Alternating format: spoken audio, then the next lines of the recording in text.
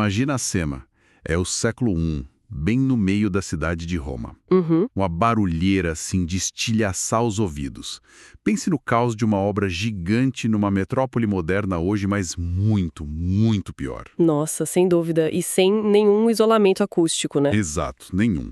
Tem pesos enormes de pedra caindo no chão, tem um massagista, socando as costas de clientes nas termas ali do lado, Pior que era assim mesmo. batedores de carteira fazendo um escândalo absoluto ao serem presos, carruagens de madeira maciça estrondando nos paralelepípedos e vendedores, né, berrando a plenos pulmões. Um furacão de ruídos. Pois é.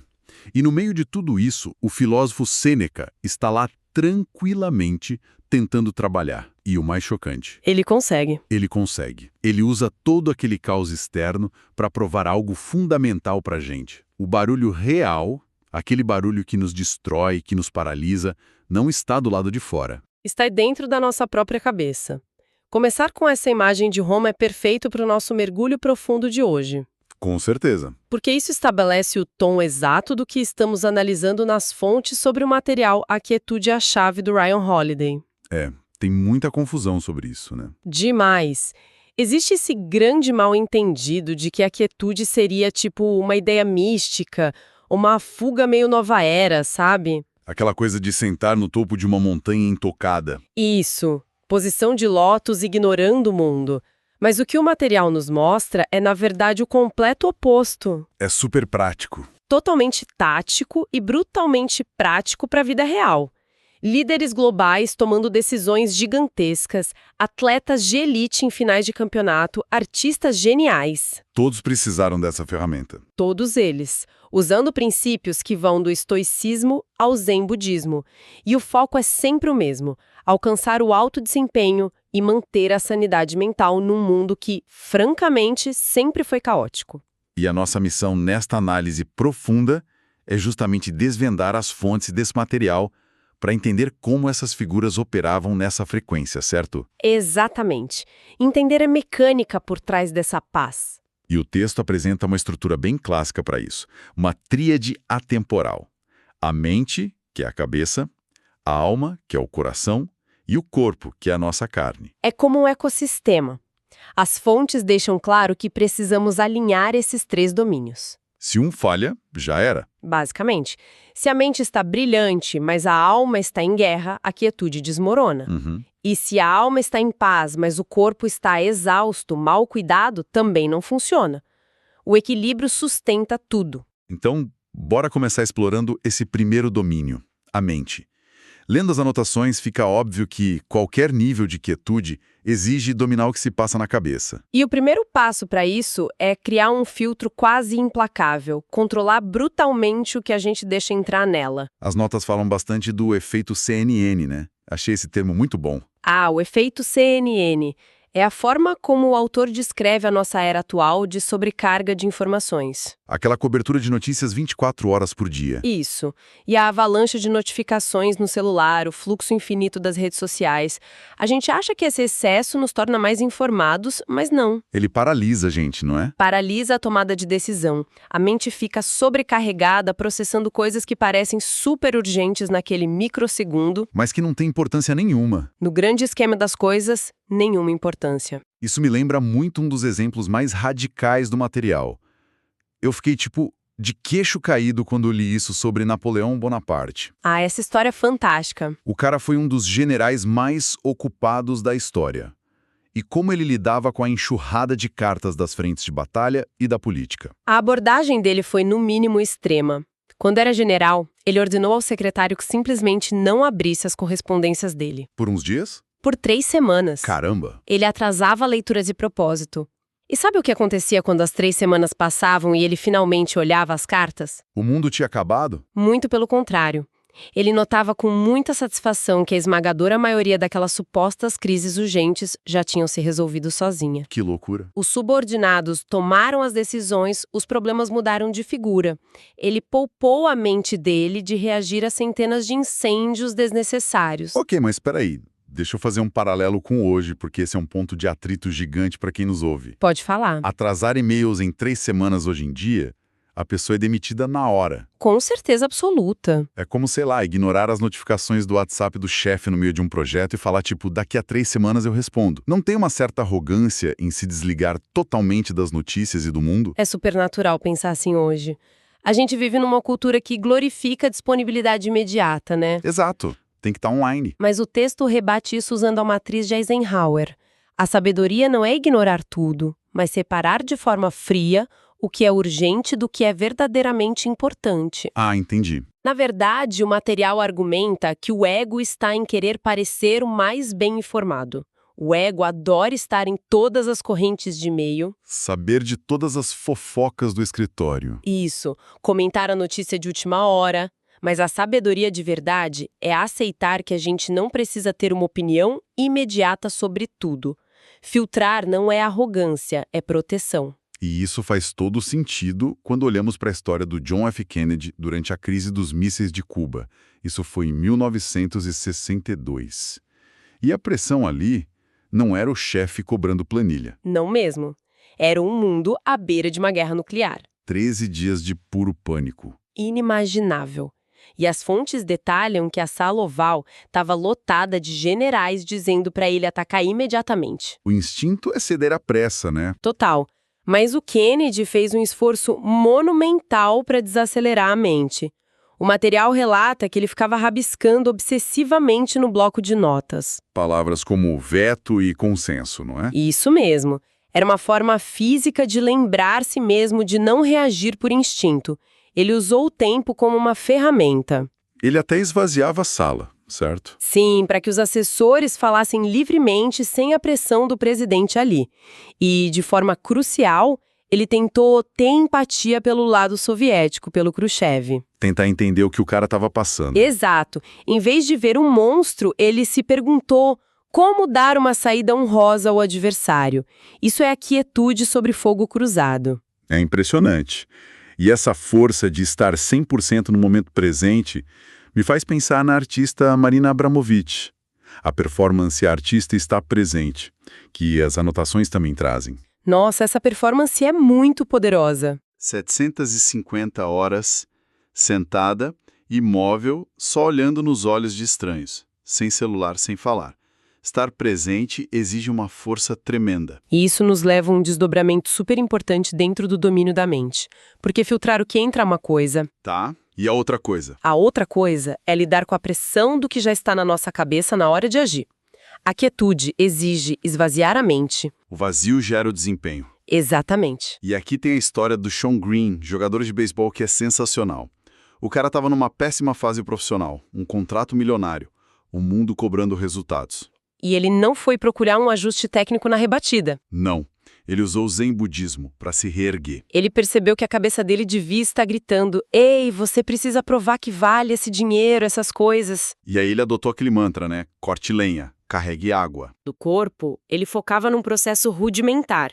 Resultado: 6 rebatidas perfeitas num único jogo. Mas, de novo, preciso bancar o advogado do diabo aqui. Vai lá. Como alguém rebate uma bola vindo a 150 km por hora sem pensar?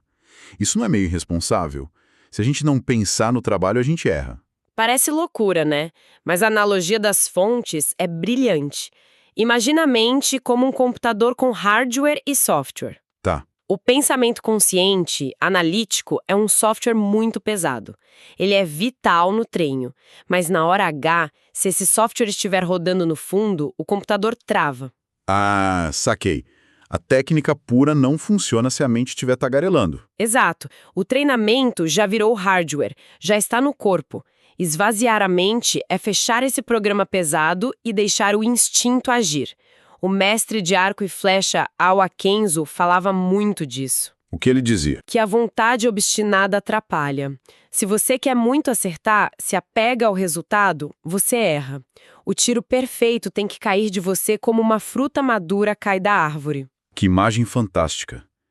E para criar esse vazio, as fontes citam ferramentas práticas tipo o diário da Anne Frank. Sim, ela usava o diário para processar os medos num sótão sufocante, né? Transferir o peso da mente para o papel. E a valorização do silêncio, como aquela música do John Cage, 4 minutos e 33 segundos. Uma música de puro silêncio, para a plateia ouvir os ruídos normais ao redor. Isso é quebrar a expectativa. Mas é aqui que passamos da cabeça para o coração. Chegamos no segundo domínio, a alma. Ah, porque não adianta ter uma mente brilhante se a alma estiver em pedaços, né? Exato. Uma mente disciplinada leva qualquer um ao topo. Mas se a alma estiver em guerra, a queda é totalmente inevitável. O perigo do sucesso sem virtude. E nada ilustra isso melhor do que a trágica dicotomia do Tiger Woods que está no material. É uma história triste. Ninguém tinha uma mente tão afiada no golfe quanto ele. Mas moldada a um custo absurdo. O pai dele era super abusivo, jogava coisas nele, xingava durante o treino para forjar a tal da frieza. Ele construiu uma máquina por fora. Mas por dentro, o Tiger Woods era frágil, infeliz, escravo de desejos e vícios. Tem um detalhe nas notas que diz que a palavra basta era quase um palavrão na casa deles. Dizer já tenho o suficiente era coisa de perdedor. Isso cria uma carência infinita. E o material contrasta muito bem essa história com aquele episódio hilário entre os escritores Kurt Vonnegut e Joseph Heller. Numa festa de um bilionário. Isso. O Vonnegut comenta que o anfitrião ganhou num dia o que o livro do Heller, o Ardil 22, rendeu a vida toda. E a resposta do Heller é maravilhosa, mas eu tenho algo que ele nunca terá. A constatação de que o que tenho basta. Essa é a quietude da alma. É curar a criança interior. O texto menciona o Mr. Rogers da TV, que usou as dores de infância para ajudar os outros. E o produtor Judd Apatow, que percebeu que brigava com executivos de estúdio como se eles fossem os pais dele. Quando a gente projeta nossos traumas no trabalho, a paz desaparece. Mas espera, eu tenho um questionamento sério aqui. Pode fazer. Historicamente, não é exatamente essa dor, essa ferida aberta, esse sentimento de nunca estar satisfeito que cria os gênios mundiais? A raiva não é um combustível poderoso? É um ótimo ponto, e as fontes reconhecem isso. A raiva tira a pessoa da cama de madrugada, dá vitórias a curto prazo. Mas o problema é que ela opera como a hidra da mitologia. Aquela que você corta uma cabeça e nascem duas. Exatamente. Você alcança um objetivo gigante por raiva e a dor só dobra. E de que adianta ganhar o mundo inteiro e perder a própria alma? E Jesus, o budismo e o estoicismo concordam nisso segundo o texto. O sucesso duradouro exige virtude e amor. Não só talento movido a ódio. Faz todo sentido. Mas aí a gente chega num paradoxo, porque passamos para o terceiro domínio, o corpo. A quietude em movimento. Pois é, se a mente está filtrada, a alma está curada, a gente faz o que com o corpo? A quietude não significa ficar deitado inerte o dia todo, né? Jamais. O corpo precisa de ação disciplinada. E o Winston Churchill é o exemplo perfeito aqui. O homem liderou uma guerra, escreveu dezenas de livros e não parava quieto. E o segredo dele era o lazer ativo. Ele pintava quadros, assentava tijolos nas horas vagas. Construindo muros no próprio jardim. Exato. As fontes diferenciam muito bem o que é lazer e o que é escapismo. Viajar para fugir dos problemas não funciona. Como alertam Sêneca e Emerson, né? Trazemos nossas ruínas conosco. Se você leva uma mente turbulenta para a praia, ela continua turbulenta. O verdadeiro lazer restaura a alma sem buscar validação externa. Tá, mas olha a provocação. Para muita gente hoje, lazer é desabar no sofá e maratonar séries até o olho doer. Ou ficar rodando o feed do celular infinitamente. Isso conta como quietude para o corpo? O material rejeita isso firmemente. Isso é só desligar o cérebro. É escapismo total. Só drena energia, né? Sim. O verdadeiro lazer exige engajamento do corpo e foco da mente em algo prazeroso. Ele cria energia, como caminhar, cuidar de cavalos, pintar. E também tem a questão da rotina, certo? Acordar cedo, limitar escolhas. Criar a memória muscular da calma.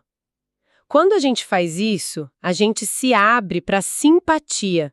Aquele conceito grego de conexão universal com todas as coisas. Perceber a beleza no cotidiano. A Anne Frank, olhando o céu pela janela do esconderijo. Ou prestar atenção no cheiro de asfalto molhado em Nova York. É o corpo presente no aqui e agora. E aí, a gente une a tríade. Chegamos na síntese final. O tamborete de 3 pernas. Mente focada, alma em paz e corpo ativo. Se uma perna dessas quebra, a quietude cai. E para amarrar tudo, tem aquele lembrete fundamental: memento mori. A reflexão sobre a morte. É o ponto onde os três domínios se encontram. O filósofo Cícero dizia que estudar filosofia é aprender a morrer. Aceitar a mortalidade elimina a falsa urgência daquelas coisas banais que a gente comentou. É o teste final, né?